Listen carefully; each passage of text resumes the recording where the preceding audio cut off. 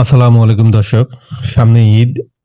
ঈদ উপলক্ষে রেডিমেড জামার পাশাপাশি আপনাদের বাচ্চাদের জন্য এই ধরনের ডিজাইনের জামা সিলেক্ট করে নেবেন। কারণ এই গরমের মধ্যে এই ধরনের পোশাক বাচ্চাদের জন্য খুবই আরামদায়ক। সেই কারণে আজকের এই ভিডিও আপনাদের জন্য নিয়ে আসা।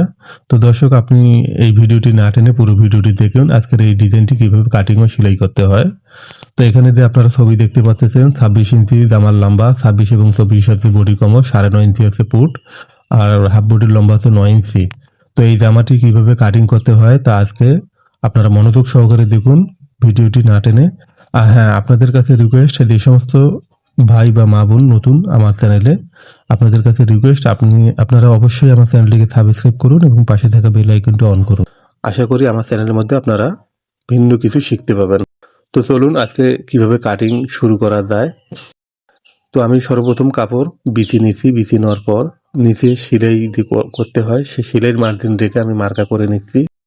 তো মার্কা করে নেওয়ার পর এই নিচের অংশটা আপনারা এইভাবে সোজা করে কেটে নেবেন। তো আমিও কেটে নিয়েছি। এরপর হাফ বডির লম্বা আমি 9 ইঞ্চি, এই 9 ইঞ্চি রেখে টোটাল যে লম্বা আমি রাখবো 26 ইঞ্চি, 26 ইঞ্চিতে আমি মার্কা করে নিব। মার্কাটা এভাবে আপনারা সোজা করে নেবেন। সোজা করে নেওয়ার পর এখানে আমি কেটে নিচ্ছি। তো দর্শক, এটা অনেক বহরের কাপড়। তো এখানে যে একটু কাপড় আছে, আমি আরও অর্ধেক পার্ট কাপড় কেটে নিব, অর্থাৎ মোট 1.5 পার্ট কাপড় কেটে নিব। তো এটা টোটালি 60 ইঞ্চি যে আপনার বহর হয়, সেই 60 ইঞ্চি বহর আমি ধুয়ে নেওয়ার পর এটা হয়েছে 56 ইঞ্চি। তো আমি 1.5 পার্ট বহর কেটে নিলাম। আর হ্যাঁ, কাটিং করার সময় অবশ্যই দেখবেন যে ফুল উপর নিচ থাকে, আপনারা সেটাকে লক্ষ্য রেখে কাটিং করবেন। তো এখন আমি হাফ বডি কাটিং করব। এই হাফ বডিতে আমি কাটিং করার জন্য নিচে একটু সেলাইয়ের মার্জিন থেকে টেনে নিচ্ছি এবং টোটাল যে লম্বা 9 ইঞ্চি, 9 ইঞ্চিতে আমি মার্কা করে নিচ্ছি। আর আর্মহোলের জন্য 5.2 সুতাতে মার্কা করে নিচ্ছি। এরপর এই মার্কার জায়গাগুলোকে এভাবে সোজা করে টেনে নিতে হবে। তো টেনে নেওয়ার পর এখানে গলা ছড়ানো আমি 4 ইঞ্চি বা 4.25 ইঞ্চি আমি এখানে রাখবো। আর 9.5 ইঞ্চি হচ্ছে পুটের মাপ, অর্থাৎ শোল্ডারের যে মাপটা বলা হয় সেটা 9.5 ইঞ্চি। তো এখানে আর্মহোলের জায়গাটা এইভাবে আপনারা সোজা করে টেনে নেবেন। আর এখানে 26 ইঞ্চি আমি বলেছি বডির মাপ। তো 26 ইঞ্চির থেকে আপনারা 2 পয়েন্ট বাড়তি রাখবেন, কারণ সুতি কাপড় ধুয়ে দেওয়ার পর অনেক সময় একটু ছোট হয়ে যায়, যার কারণে আপনারা আধা ইঞ্চি করে বাড়তি রাখতে পারেন। তো এইভাবে মার্কা করে নেবেন কোমর এবং বডির। আর হ্যাঁ, শোল্ডারের জায়গাটা আপনারা একটুখানি ঢালু করে দিবেন, সেটা আধা ইঞ্চি হতে পারে বা আধা ইঞ্চির কমই হতে পারে। আর বডির যে সাইডের একটু জায়গাটা আপনারা শেপ দিয়ে উঠাই দিবেন, কারণ কোনা ধুলে গেলে একটু খারাপ দেখা যায়, যার কারণে আপনারা একটু টেরসা করে নেবেন। তো এখানে আমি রাফভাবে কেটে নিচ্ছি সিঙ্গেল কাপড়। এখানে আপনারা চাইলে একবারে দুটো পার্ট একবারে কেটে নিতে পারেন। তো দর্শক, এখানে আমি সেমভাবে আরেকটি পার্ট কেটে নিচ্ছি। আপনারা চাইলে এই জামাটার মধ্যে চেনও দিতে পারেন। তো এখানে যে একটু বাচ্চার একটু বডি কোমর আমি বাড়তি করে নিয়েছি, তো এখানে আমি চেন দিব না।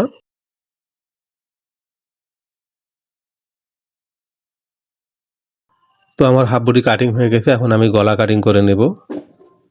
তো গলা এখানে দেখতে 2 দিকে গলা, আপনারা প্রথমে এভাবে একটু শেপ দিয়ে নেবেন, ভি, রাউন্ড ভি এর শেপ। প্রথমে আপনারা এইভাবে গলাটাকে কাটিং করে নেবেন।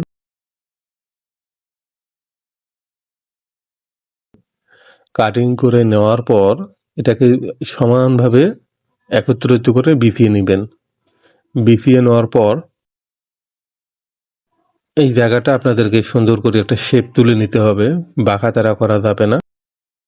আপনারা হাত দিয়েও মার্কা করে নিতে পারেন, অথবা যদি আপনাদের হাতে যদি শেপ কার্ড থাকে এই ধরনের, আপনারা শেপ স্কেল দিয়ে এইভাবে শেপ দিয়ে নিতে পারেন। মনে রাখবেন যে এটা বাঁকা তারা করা যাবে না। এরপর মার্কা অনুযায়ী আপনারা কেটে নেবেন।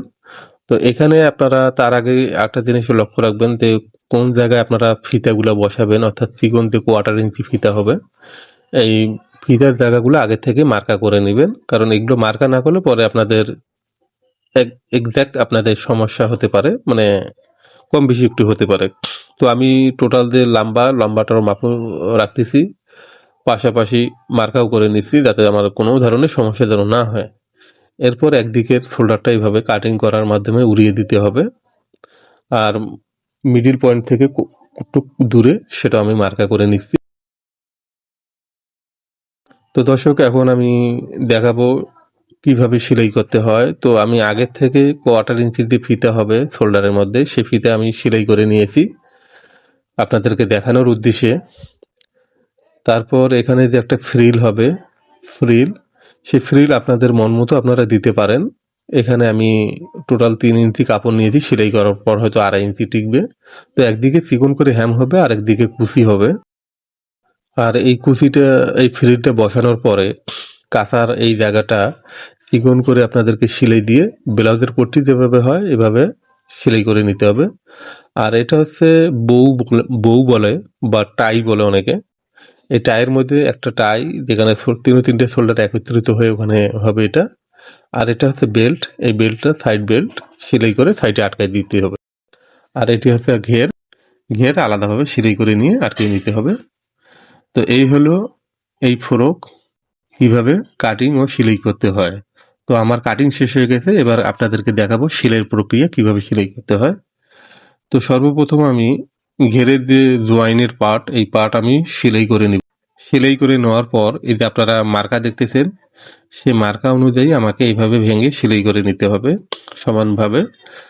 আর উপরের দিকে কুচি হবে। তো জয়েন্টগুলো দেওয়ার পর আপনারা এইভাবে সোজা করে নেবেন।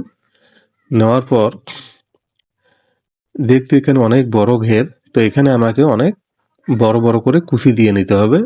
আপনারা মনে রাখবেন, আপনাদের যদি কোনো কারণে কাপড়ের যদি কম হয় বা অল্প বহরের কাপড় হয়, তো আপনারা ঘিসিং কুচি বা ঠেলা কুচি দিতে পারেন। এখানে আমি প্লেট কুচি দিয়ে নিচ্ছি ঘের বেশি থাকার কারণে। তো এখন আমি হাফ বডি সেলাই করে নেব। তো হাফ বডি সর্বপ্রথম শোল্ডারটা আমি জয়েন করে নেব। শোল্ডার জয়েন করে নেওয়া হয়ে গেলে এই ফ্রিল আমাকে জয়েন্টগুলো দিয়ে নিতে হবে। দিয়ে নেওয়ার পর একদিকে চিকন করে আমাকে হ্যাম করে নিতে হবে। যতখানি চিকন রাখা যায় ঠিক ততখানি চিকন রেখে আমাকে হ্যাম করে নিতে হবে। এরপর আমাকে ছোট ছোট ছোট ছোট করে কুচি দিতে হবে এক মাপে। তো দর্শক, আমি হ্যাম এবং কুচি দিয়ে নিয়েছি। নেওয়ার পর এই যে আপনার এই জায়গাটাতে পুরো এদিক থেকে ধরে ওদিকে আপনাদেরকে সেলাই করে নিতে হবে।